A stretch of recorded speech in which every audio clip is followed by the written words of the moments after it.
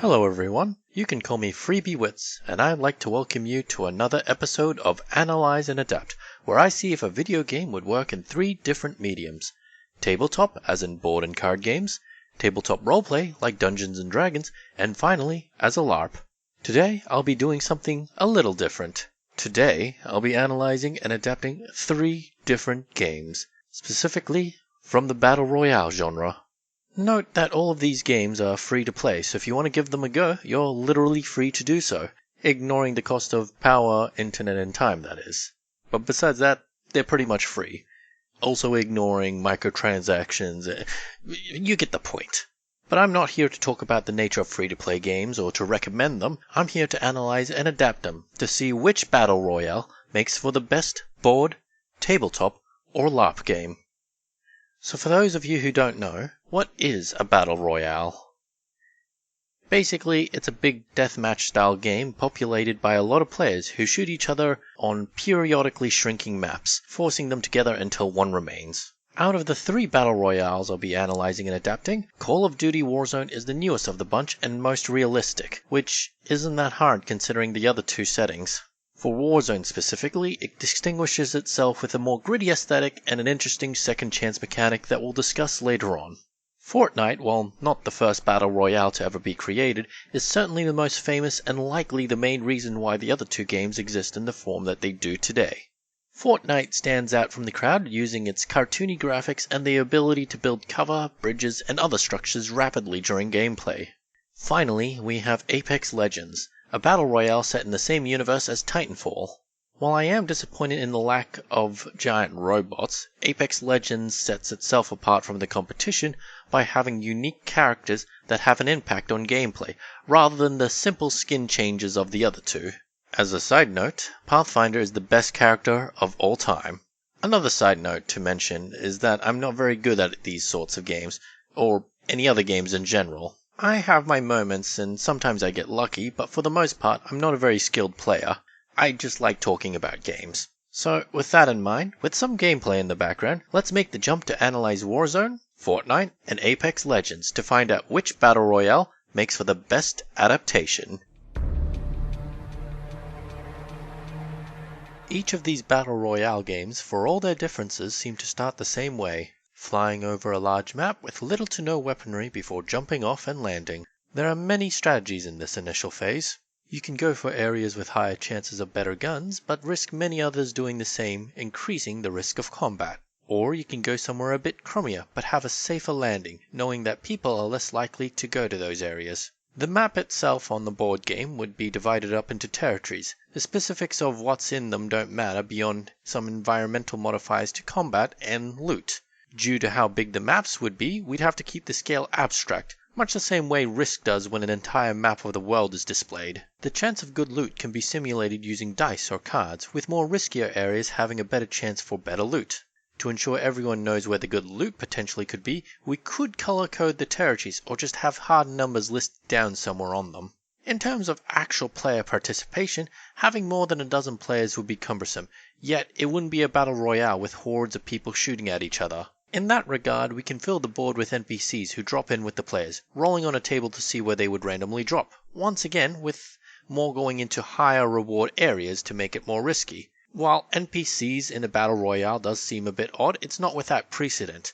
Fortnite, for example, have the Marauders. That said, keeping track of what weapons each individual NPC possesses would either be impossible or bog the game down so much that it would defeat the point of having them as NPCs in the first place.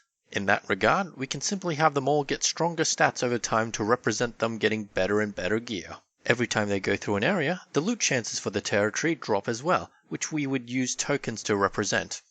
Each area, beyond having different loot drop chances, would also have modifiers attached to them, making certain weapons do better or worse when used in them.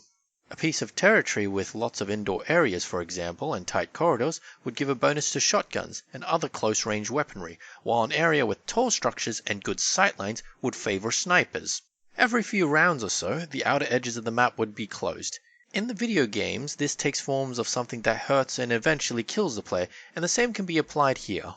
Players, like in the video game, can risk to stay outside for a while, but stay too long and they might not make it out. All three video games possess methods in which the player can avoid these risky areas, whether it's vehicles, special abilities, or just plain items. So what else is unique to each game? In Warzone, it's possible to use drones to place enemies on the minimap, giving you a chance to avoid ambushes or to plan your own course of attack.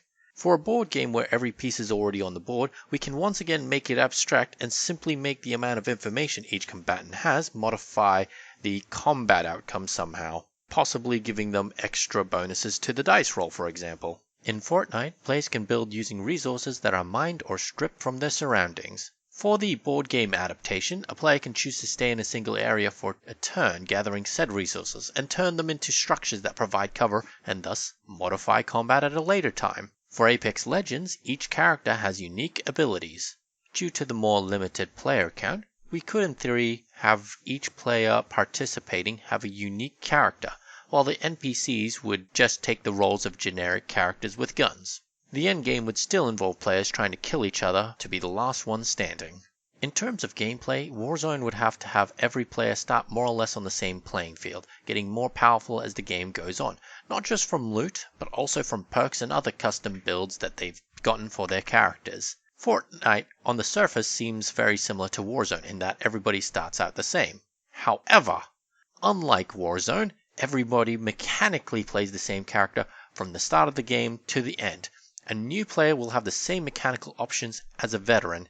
The only difference between the two are the skins and the dances, and well, you get the idea.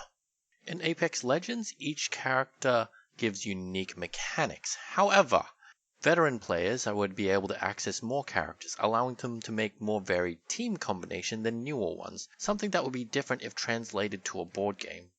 At the end of the day, Warzone perks, items, and customization options, if done in this system, would be modifiers that you pick up along the way, with Fortnite treating their building mechanics very similarly. The most exciting parts of these two systems, at least in my opinion, are the mobility options and how they'd affect your playstyles on the map, but for the most part, these bonuses are things you can't guarantee the player will use. In Warzone, you can only begin the game with limited options of searching, looting, and fighting with a pistol. Fortnite is much the same, with mining in addition to looting and fighting with your pickaxe instead of a gun. In Apex Legends, however, you can search, loot, fight, and use your abilities to begin with. Now, there can only be one winner for the adaptation, and this feels like a very hard decision, despite how much it seems like I'm praising Apex Legends. In terms of gameplay, Apex Legends just flattens the rate of power growth, giving players more to begin with, but not much else. Warzone has players start in a similar position to Fortnite, but are given more mechanics in which to get more powerful items as the games progress, also perks and such like that. That said, Fortnite players can literally fortify an area, another key aspect of the game which is fun in a video game, but difficult to represent in a board game setting without either making it messy or abstract. What's the point of building a big castle if I can't really show it off, as it were? In that regard, it's all opinion on which one would make the better board game. Is there such a thing as a tie-in battle royales? I've never been good enough to get that far. So with no clear winner in which one would make the better adaptation, let's see if we have better luck in picking out a winner in the next medium. While swords and sorcery are the norm in tabletop roleplay, it's not uncommon to have guns or even lasers as well. At the end of the day, it's just another way of kicking ass. In theory, we could get a pre-existing role-playing system with guns in it, strap parachutes to everyone, launch them onto a big map, and call it a day. But I'm going to dig into things a bit more, starting with party dynamics. Now, in all of the games we're discussing today, they already have team modes, so working together isn't out of the ordinary in these battle royales. However, in the case of Fortnite and Warzone, there's no mechanical differences between the characters, at least to begin with. Once loot is found and perks are grabbed, players can begin falling into different roles and classes. In Apex Legends, class roles are more or less defined from the beginning, ranging from support classes, mobility-based ones, and more direct combat-focused fighters. Note that while there are some tabletop games that forego class-based systems, it's uncommon to find a game where every player is mechanically identical, and when that does happen, it's usually intentional and part of the game's design. So let's move on from class roles and talk about death. In Warzone, teamwork is of course essential, but if one person goes down and doesn't get help back up, they go to the gulag, For those of you who don't play the game, it's a second chance area in which the player gets to fight another fellow loser, and if they win, they get dropped back into the game. In a video game, this sounds cool, but in a roleplay setting, it breaks the unspoken rule of don't split a party. So, if Warzone was adapted into this medium, the Gulag would either have to change or be taken out completely. In Fortnite, if you go down, you just spectate your allies, while in Apex Legends, they can bring you back if certain conditions are met, something that can also be done in Warzone, even if they lose at the Gulag. Assuming that lethality is kept relatively high, Warzone and Apex Legends' way of doing death would be ideal. Now, granted in Fortnite you can still pick each other up, but I'm talking about what happens after you die.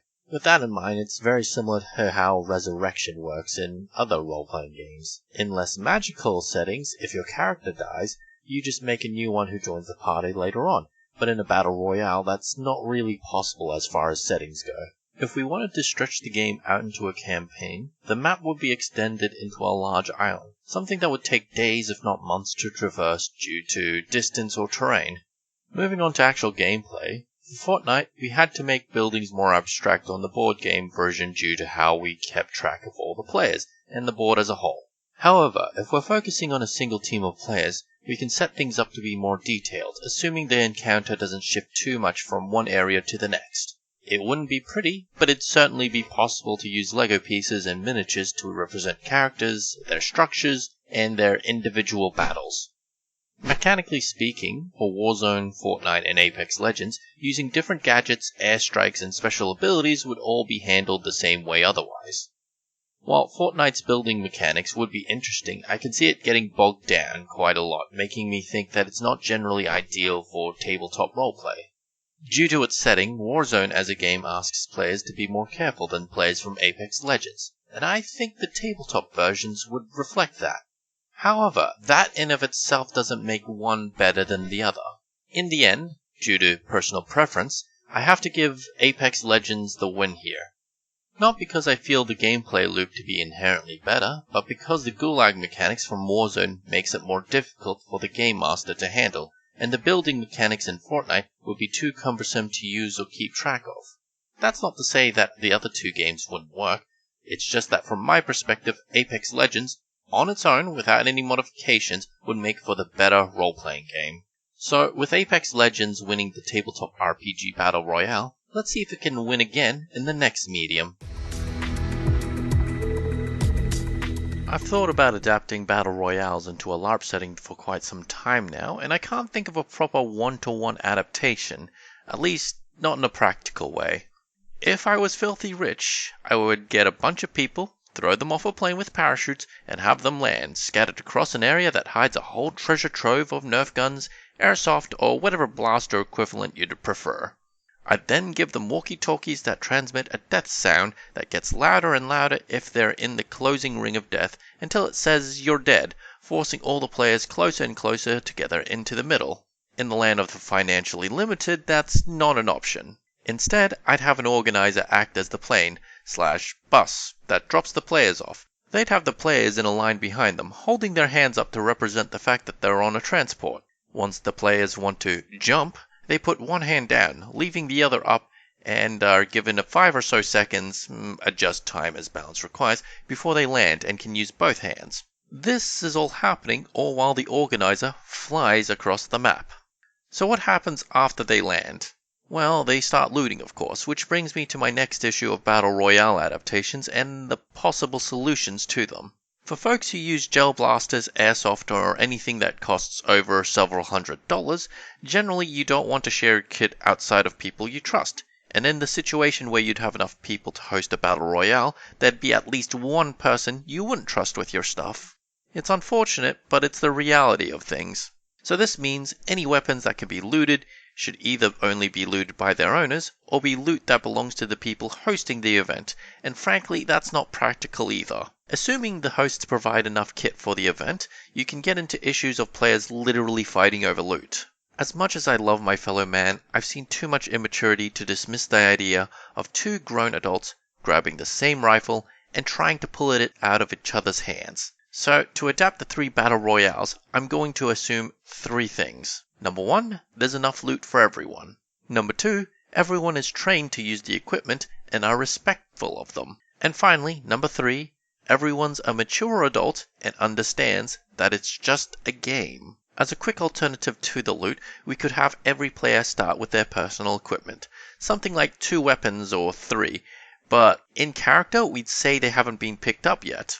Instead of guns being scattered across the area, they'd be replaced with sticky notes, tokens, or some representation of said guns. Once said items are picked up, they are then able to be used by the corresponding equipment. So because I'm already holding an assault rifle, for example, I would then need to pick up the token with an assault rifle icon on it. Anyways, moving on to the unique mechanics and how they can be adapted, starting with Warzone. Warzone is unique among the 3 due to the fact that there is a genuine mechanical advancement in that the longer you play, the more powerful you can get. In that regard, leveling up your character becomes possible. Furthermore, we have the Gulag. The Gulag is impractical in the Tabletop RPG version due to the fact that it split the party, and while I can see it working on the board game to a certain degree, it'd be clunky to use in the Larp version. Now don't get me wrong, the idea that you can still fight/participate after going down is very appealing, but in a battle royale setting with a large map, this means having the downed participants traveling to the Gulag, and assuming they win, traveling all the way back out to the battle zone. In a smaller scale version of the game, it might work, but if we're trying to adapt Warzone more faithfully, it simply doesn't. Fortnite has it worse in that one of its main mechanics, its main selling point, and what sets it apart mechanically, is also impractical and cumbersome. Lugging around large pieces of cover would weigh the player down, and building bridges and the like might not be safe. There is one alternative that I can think of, however. If you're planning to use Nerf guns, then players could use cardboard boxes. The act of folding and unfolding them would be akin to mining the materials and building them up. On a more meta note, due to its colorful equipment, Nerf guns could thematically fit into the world of Fortnite better. Also, a quick Google search tells me that they sell Fortnite branded Nerf guns, so that works even better for aesthetics. We could also implement a rule that you can't move a cardboard box out of the way, and that you have to hit it with a pickaxe to mine them. If we also tell people not to jump over them, they could also serve as obstacles. Finally, we have Apex Legends, which I believe would be the most difficult of the bunch to adapt. If we do bring in their characters, we'd have to cut down on which powers we could use. For example, a smoke grenade, while fun in the game, might lead to players tripping or running into each other in real life, and is otherwise a big no-no in terms of safety. We could always roleplay the fact that there's smoke even if there's none, but then that would lead players to accusing others of seeing through stuff that they shouldn't otherwise be, and of course players who don't see the smoke grenade going out, coming around the corner and shooting everyone where there should be smoke. Portals would also be outright impossible to copy, and the ability to see footsteps is kind of hard to replicate unless everyone agrees to dip their shoes in invisible ink and let the person with the right skill to shine a light on them. Certain abilities such as shields and healing might be more practical, but the amount of abilities that are cut away would be so immense that most players would still wonder why it's an Apex Legends game in the first place. So, to summarize, adapting any of the 3 battle royales would require many key components cut out to make them more practical. What makes Apex Legends has been taken away, and while Warzone is fairly intact, it doesn't look all that different from the now stripped down Apex Legends. It's kinda unfortunate really, it almost feels like Warzone only lost because Apex Legends crashed. In the end, in a move I didn't expect, I believe that Fortnite, by default, with its cardboard cover and Nerf gun weapons, would be the best adaptations of the 3 for Larp. So that's my analysis of the 3 battle royales and how they can be adapted into 3 different mediums. With no clear winners, I can only turn to you, the viewers, to comment below on which game you believe would make the best adaptations. How do you think it'd work? Have any of you tried adapting any elements of these games yourself? And if so, how did it go? And what game should I add to my to-do list? My name is Freebiewitz, and thank you for watching.